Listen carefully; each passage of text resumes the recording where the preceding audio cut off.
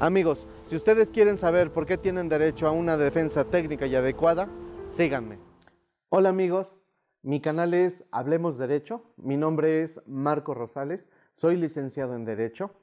De una manera didáctica he querido tratar de platicarles a ustedes acerca de distintos problemas, como vamos a utilizar como ejemplo un video que apareció en internet o información que apareció en las redes sociales. Esto es con el fin didáctico, esto es con el fin de permear la información acerca de las circunstancias que se pueden dar desde el punto de vista jurídico y nosotros podamos ayudarles a ustedes a que identifiquen las circunstancias que les puede ayudar en nuestros comentarios. La noticia que vamos a comentar como una manera de explicar las circunstancias jurídicas para permearlo con ustedes, para que ustedes puedan tener una defensa técnica y adecuada es la siguiente. Apareció en los medios de comunicación y en las redes sociales que existía un vengador anónimo o un justiciero anónimo en La Marquesa, para lo cual nos vamos a apoyar de la siguiente noticia que está en un video que se está publicando por YouTube, que es el siguiente. La Procuraduría del Estado de México informó que las 4 personas muertas encontradas en la carretera México-Toluca eran asaltantes. Nos dijeron que los habían asaltado, les habían quitado su dinero y su celular. 4 presuntos asaltantes murieron después de que asaltaron un autobús de pasajeros sobre el kilómetro 38 de la carretera México-Toluca. Los cuerpos de los ladrones fueron encontrados abandonados por policías federales.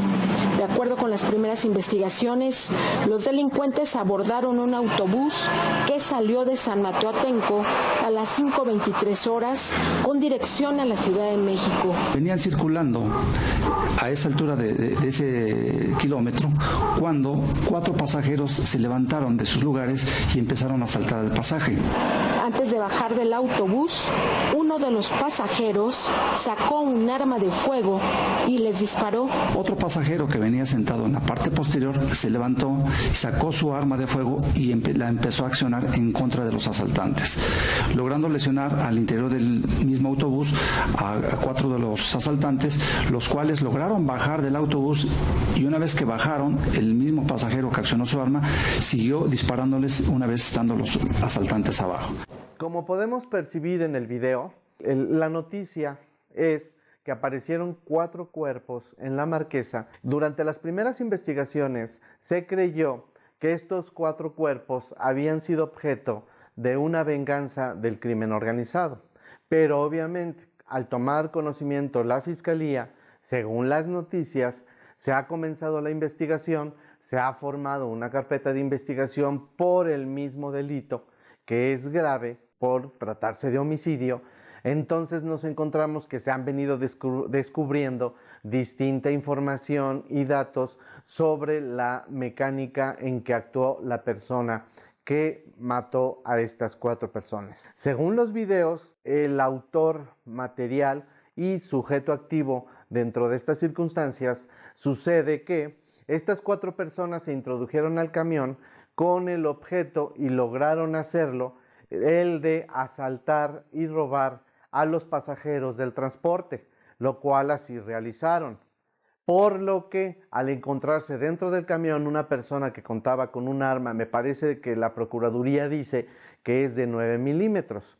Esperó el momento oportuno, ellos terminaron de asaltar a todas las personas, metieron sus cosas que les habían robado en una mochila y ellos, al solicitar separar el camión para que se bajaran y huyeran, en ese preciso instante y aprovechando la oscuridad, el justiciero o vengador de La Marquesa se levantó, sacó su arma y la accionó con estas personas.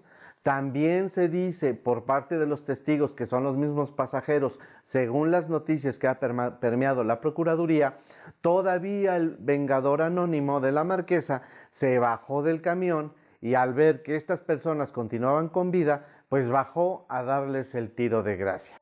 Obviamente, después de haber realizado por parte del justiciero todas estas circunstancias, a los cuerpos les quita las mochilas y habla con todos los pasajeros y les dice: aquí están sus cosas, nada más háganme el paro. Pero ¿cuál fue la curiosidad y cuál fue el morbo que yo tuve al escuchar esta noticia? Pues en cada video en YouTube que he visto relacionado con esta circunstancia, he escuchado y he visto y he leído que mucha gente está de acuerdo en que exista un vengador anónimo. Pero bueno, ese no va a ser el tema de hoy. Pero aquí lo interesante va a ser una cosa. Yo les quiero compartir una respuesta acerca de esta pregunta. ¿El justiciero anónimo tendrá una orden de aprehensión? Después de hacernos esta pregunta acerca de que si esta persona tiene una orden de aprehensión, debemos de entrar al análisis de distintas circunstancias, como lo son: primero, antes que todo, ya existe una carpeta de investigación. La carpeta de investigación comienza con una denuncia o una querella. Obviamente, después de esto, la actuación del Ministerio Público tiene que girar un oficio a la Policía Ministerial para que, con mando del Ministerio Público, la Policía Ministerial realice todas y cada una de las investigaciones necesarias para llegarse de datos de prueba y asimismo se corrobore la identidad del sujeto. Quiero aclarar que una circunstancia importante dentro de esta investigación es aclarar de manera perfecta e identificar exactamente al sujeto activo, a la persona que probablemente es autora material del hecho criminoso. ¿En qué consiste esta circunstancia? O más bien dicho, ¿cuáles son los pros y los contras? Los contras pueden ser que si no se identifica o hay una identificación inexacta o una equivocación a la hora de identificar a esta persona, pues se puede dar el caso que también esto es un medio de defensa para la persona que injustamente llegue a estar detenida. Si identificamos bien al sujeto que accionó el arma y también al sujeto activo, entonces podemos iniciar una persecución penal en contra de una persona que probablemente haya cometido estos hechos criminosos. Después de todo esto, ¿verdad? Y una vez reunidos datos de prueba, también tomando en consideración la gravedad del delito y también tomando en consideración de que la persona o sujeto activo esté identificado y de que haya sido ella la que probablemente haya cometido el delito o haya participado también, entonces ya podemos estar pensando en que puede existir una orden de aprehensión. ¿Cómo se solicita la orden de aprehensión? El artículo 16 constitucional establece 3 requisitos básicos para que pueda dictarse una orden de aprehensión, los cuales de manera enunciativa son los siguientes. 1. El requisito de que exista una denuncia o querella. Para el tipo penal de qué se trata, que es homicidio y es un delito considerado como grave dentro del artículo 19 constitucional, sobre todo porque se ha cometido con violencia y sin estar prejuzgando, habiendo premeditación, alevosía y ventaja, el requisito de la denuncia es determinante, tal y como lo requiere el artículo 16 constitucional en su tercer párrafo. Ya que al hablar del delito de homicidio, estamos hablando de que la pena requiere privación de la libertad. Al existir una denuncia para el caso de que se trata de un delito grave considerado por el artículo 19 constitucional, existe una denuncia derivada de un delito para la cual se requiere pena privativa de la libertad. Este es el primer requisito que exige la Constitución en su artículo 16, tercer párrafo. El segundo requisito consiste en que existan datos de prueba, los cuales deben de establecer que se ha realizado un hecho que la ley señala como delito, de manera enunciativa. Esto es el segundo requisito. El tercer requisito consiste de que el indiciado lo cometió o participó en la comisión del delito. De estos requisitos quiero agregar un requisito más. El artículo 141 del Código Nacional de Procedimientos Penales establece que todos los requisitos que les acabo de enunciar, más uno más, derivado de que la orden de aprehensión es una medida cautelar. Y en eso consiste ese requisito más, que exista necesidad de cautela, lo cual, indudablemente, al tratarse de un delito considerado como grave por el artículo 19 constitucional, pues es obvio que es necesaria la cautela para lograr que el presunto responsable o que el imputado o que el indiciado acuda a juicio, o más bien dicho, para asegurar que esté presente en todo el juicio que se le va a instruir al justiciero vengador. Después de todo esto y de todos estos requisitos, una vez que se hayan cumplido y una vez que el Ministerio Público haya percibido que está en aptitud de acudir ante el juez de control, pues así deberá hacerlo. La fracción tercera de este mismo artículo 141 establece que debe de ser exclusivamente a solicitud del Ministerio Público la solicitud al juez de control de la orden de aprehensión, la cual debe de reunir el siguiente requisito también.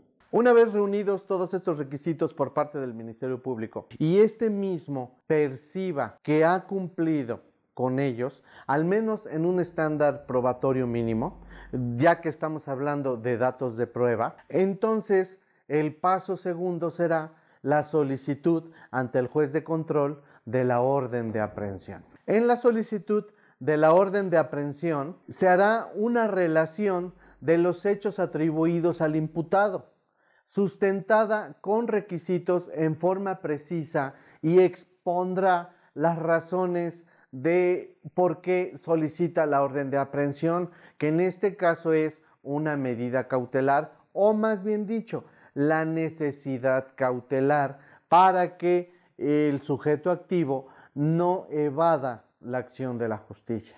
Esta solicitud la puede presentar de manera en el momento mismo en que él considere que ya puede hacerlo. Una vez presentada la solicitud ante el juez de control en audiencia privada, o sea, únicamente estando presentes el Ministerio Público y el juez de control, este juez de control deberá atender la solicitud y deberá resolverla dentro de las 24 horas posteriores a la solicitud que haya realizado el Ministerio Público. Como pueden ustedes ver, amigos, he tratado de ser lo más sencillo posible y lo más explícito para que toda la gente entienda las circunstancias que se van a dar ante un hecho de una noticia tan trascendente. Es importante mencionar que la necesidad de un servidor es apoyarlos con información para que ustedes conozcan sus derechos, para que ustedes sepan en qué momento tienen una defensa técnica y adecuada o en qué momento no. Para el caso en relación con una defensa, si es una opinión desde el punto de vista personal como defensa, ¿qué le puedo aportar al sujeto activo, al justiciero de la Marquesa o al vengador anónimo? Una de las circunstancias por las cuales podemos observar, derivado de la trascendencia tan gravosa del delito, al haber cometido un homicidio a 4 personas, es una circunstancia que un proceso, o más bien dicho, un juicio oral, jamás lo va a poder librar, ya que en este caso, si llegan a detener a una persona y se acredita que verdaderamente es esta persona la que se vio relacionada con estos hechos